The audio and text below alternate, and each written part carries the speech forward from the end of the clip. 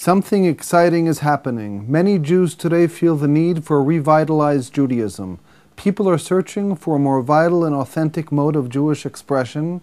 and more than ever we need to shift, not only physically, but spiritually out of exile mode. This is Torah Nation TV from Jerusalem, and we are speaking with the head of Machon Shilo, Rabbi David Bar-Hayim. Shalom, Rabbi Bar-Hayim. Shalom.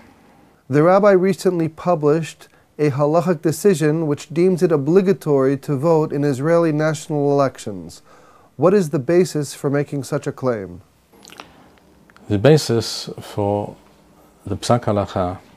is the halachic concept of rodef, and the halachic requirement that every Jew who finds himself in a position where he is witness to such a situation and he is able to save the nirdaf, I will explain these terms in a moment, that every Jew is required to do so. First of all, what is a rodef? The word rodef means literally a person who is pursuing another person. In this case, we refer to the classic case of one person running down the street, chasing another person who's running away from him, and the person pursuing the other person says, "I'm going to kill you." He raises his hand, he has a knife in his hand. It's evident to the people witnessing this event that this is serious, that this person intends to kill the other person. That rodef is running after the nirdaf, the person being chased, in order to kill him. Any Jew witnessing this scenario is required, according to the Torah, to do whatever is necessary to prevent this person harming the nirdaf, the person being pursued. And I'll read to you from the words of the Rambam. Rambam writes in Chol Rotzeach Ushmiat Nefesh, Perek Rishon, Halacha Vav, Harodef Ahar Haviro Lehorgo, a person who is pursuing another to kill him, Afilu Haya Rodef Katan, even if this person, the pursuer, is a child, therefore not really responsible for his actions, but he is placing the other person's life in danger.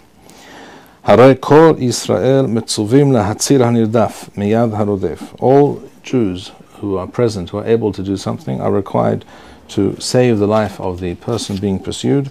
وَأَفِلُوا بِنَفْشُهُ شَلَ الرُّدَيْفِ, even by, if necessary, by killing the person who is chasing him and trying to kill him. This is the halachic concept of rodef. Every Jew is required to do that which normally none of us would want to do. That is to say, even to kill the person involved, the person in question, in order to save the life of the innocent person at nirdaf, the person being pursued, to save his life. The Rambam goes on to say, later in the chapter, in Halacha Yod Daled, Kol hayachol hatzil v'lo hitzil, any person who is able to save the nirdaf,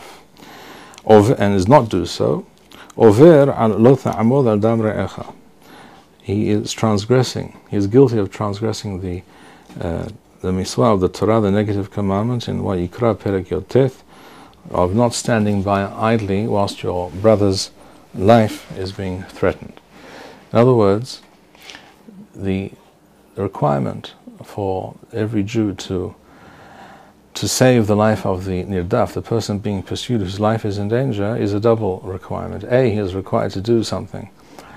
in order to prevent this occurring, even if it means killing the person pursuing the innocent party. And furthermore, if he does not do so, there's a second aspect to this, and that is that he's guilty of not just not having performed his obligation, he's actually guilty of transgressing a negative commandment of lo ta'amod al dam re'echa. Rambam goes on to say further, Rambam continues and says, V'chen haro'er havero tove'at bayam, he who sees his fellow Jew drowning in the sea or in the river,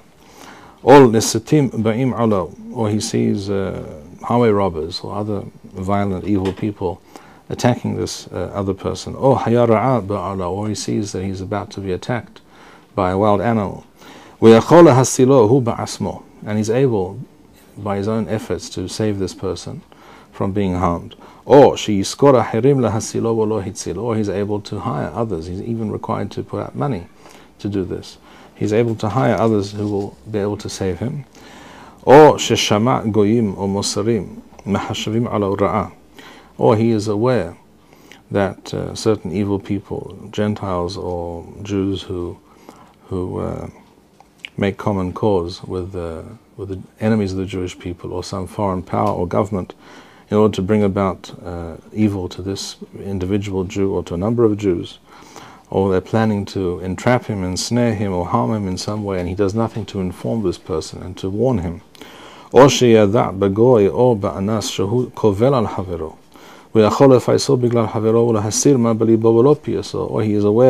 that a person who's quite capable of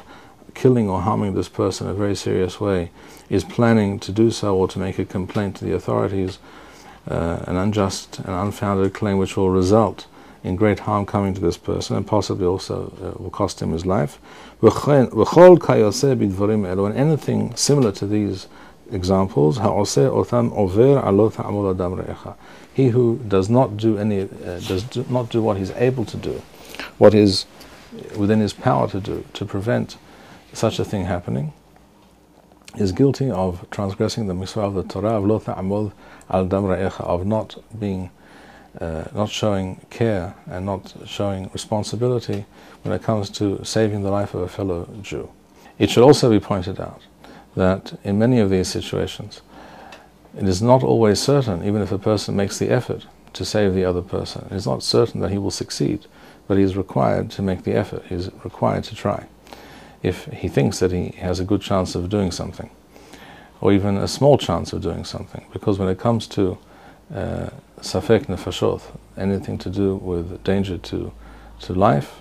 we are required to act even when there is the smallest chance that the life of the person might be saved. This is also true in Chod Shabbat and other situations where there is a very, very remote possibility that if we begin, for example, to move the rubble of a building that just collapsed on Shabbat, in which there were many people, and there's only a very remote chance that any of the people in this building was a Jew, and yet there is such a possibility, we are required to mahalel the Shabbat, to desecrate the Shabbat, in order to see if anyone is alive, even if the chance of that person being there at all, or being alive, is extremely remote. And therefore, with connection to the subject at hand, whether to vote or whether one is required to vote, seeing that we know from past experience, unfortunately, that it is most definitely a possibility that by not voting we are allowing and in fact bringing about a situation where evil and misguided and foolish people will rise to power and will be able to implement their evil or misguided notions and ideas based on foreign and incorrect philosophies and conceptions, and also based on a faulty perception of reality. If we in any way facilitate the rising to power of such people, who are then in a position to put into effect certain policies and take certain actions which will, with a certain likelihood, even a small likelihood, result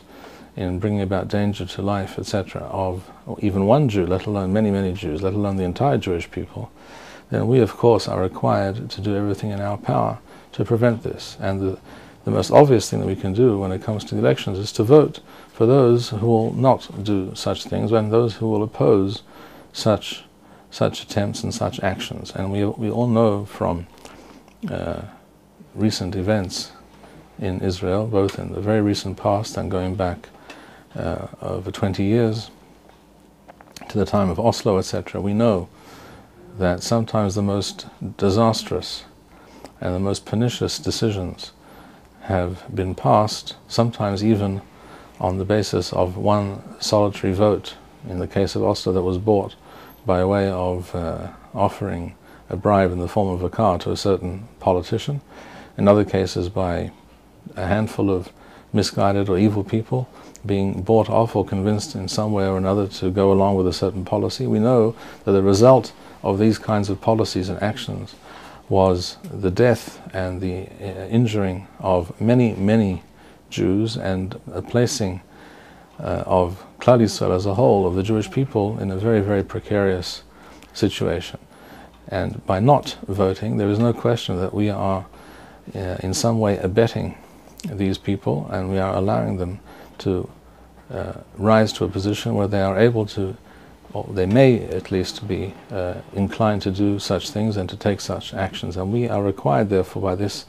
miswah, this halachic concept of rodef, and the miswah lo ta'aseh, the negative commandment of lo ta'amod adam re'echa, we are required to do everything in our power to prevent this. Does the rabbi agree with those who claim that by voting in the elections, one is performing the mitzvah of Sov Tasim Alecha Melech?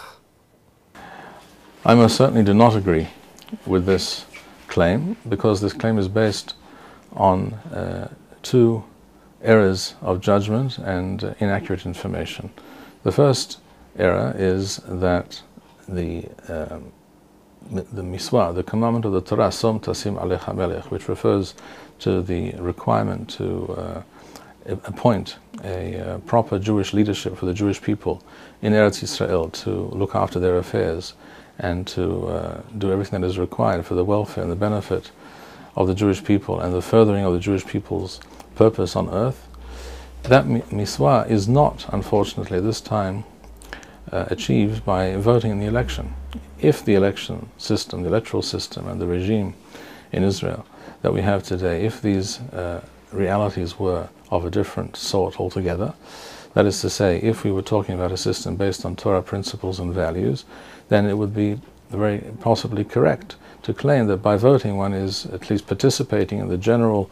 miswah, which is a commandment which pertains to the entire community, to the Jewish people as a whole, not to the individual. But nevertheless, every individual also has a part to play in every general miswah.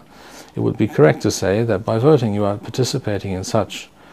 a commandment, in the performance of such a miswah. However, the fact is that the system, the electoral system and the regime itself and the assumptions on which that regime is based at the present time in Israel are not based in any way on Torah values and notions, and it is entirely incorrect to claim that it is based on any serious Torah opinion that this system and the way it is implemented is correct or proper. Therefore, this cannot be considered performance of that miswah. The second error in making such a claim is that these people are usually basing themselves on a statement of Rav Kook, which I will read to you. Rav Kook says in a tshuva in Mishpat Kohen on page Shin Lamed Het 338. He writes, Aval, talking here about the possibility of appointing a Jewish leadership even when there is no prophecy and no Sanhedrin perhaps, etc. He says, Aval keshemitmaneh manhig ha'umah lechol tzrachea b'sigdon malchuti. When a leadership is appointed, something like a presidential system, al pi da'at haklal wa da'at beth din, something which is done based on the will and the by consulting with the people, with the public, and is based also on a da'at beth din. In other words, that Torah scholars, hopefully a beth din, maybe even a Sanhedrin, were consulted, and they gave certain instructions and certain guidelines how this should be done, how such a system should be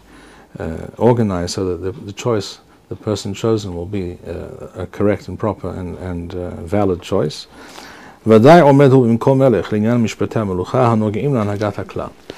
words, if it is done in this fashion, that it's al dat haklal, va'adat beidin, says Rav Kook, then yes, such a system,